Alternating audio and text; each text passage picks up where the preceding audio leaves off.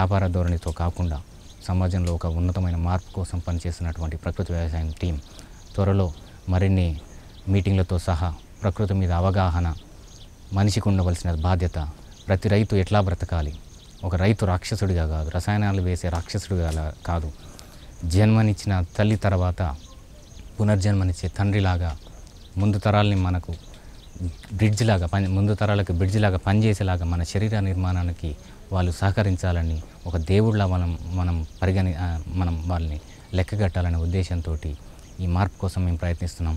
ఈ మార్పు ఇలానే జరగాలని, దీనికి కనుక ప్రజలందరి నుంచి పూర్తి స్థాయిలో సహకారం కావాలని మేము కోరుకుంటున్నాం. ప్రభుత్వాలు ముఖ్యంగా వరి మీద ఎక్కువగా దృష్టి పెట్టడం, ప్రాజెక్టుల మీద ఎక్కువగా దృష్టి పెట్టడం, జలయజ్ఞాల పేరుతో మరొక రకమైన పేరుతో వేల కోట్లు ఖర్చు పెట్టి ప్రజలందరికీ మేము నీటిని అందిస్తాం, సాగు భూమిగా మారుస్తాం. అంతకుముందు కూడా అది సాగు భూమి, బట్ ఇప్పుడు ఏదో కొత్తగా సాగు భూమిగా మారుస్తున్నట్టుగా ఎన్నో కొన్ని పథకాలు ప్రవేశపెట్టి ప్రజాధనాన్ని ఖర్చు పెట్టి ప్రజల్లోకి వరిని ఒక నిత్యావసరంగా మార్చేశారు.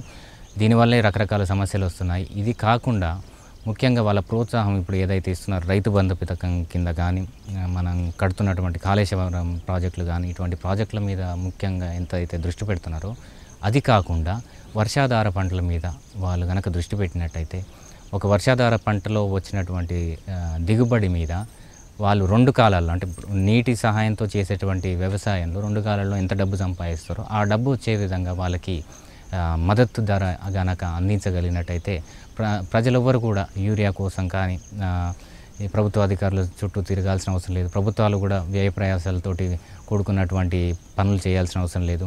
ఇప్పుడు చూసుకున్నట్టయితే ఈ రబీకి తెలంగాణ ప్రభుత్వం 2 లక్షల టన్నుల యూరియాని కేంద్ర ప్రభుత్వాన్ని అడుగుతుంది.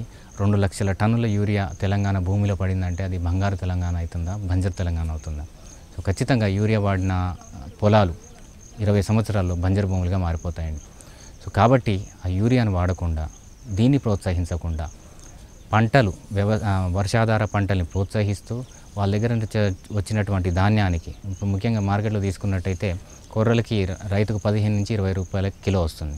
మార్కెట్లో అమ్మేసరికి దాన్ని 90 రూపాయల కిలో అమ్ముతున్నారు. అంటే ఈ మధ్య దళారీ వ్యవస్థ ఎంతగా ఉంది. సో రైతుకి 15 రూపాయలు అందించే చోట మీరు 40 రూపాయలు అందించగలిగితే రైతు వేరే వైపు మళ్ళీ ముఖం ఎత్తి కూడా చూడడు.